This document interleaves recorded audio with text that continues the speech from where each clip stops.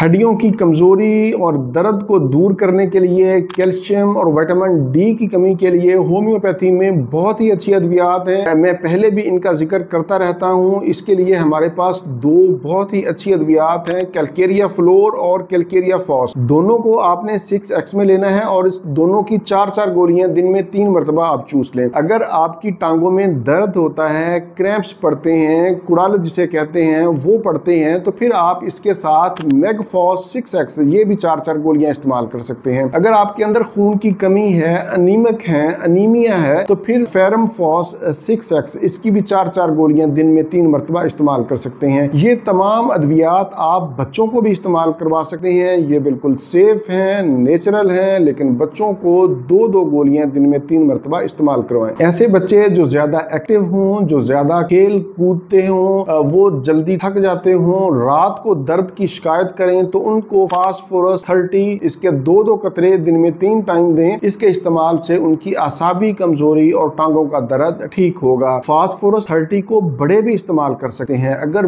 बड़ों की टांगों में दर्द होता है, कमजोरी है, पट्ठों की कमजोरी है, तो वो इसके 5-5 कतरे दिन में 3 मरतबा इस्तेमाल करेंगे। अगर 10 से 15 दिन में उन्हें अफाका ना हो, तो इन्हीं अलामात पर फास्फोरस 200 इस्तेमाल कर ले। इसके 5-5 कतरे दिन में 3 मरतबा इस्तेमाल करें तो इंशाल्लाह अफाका होगा।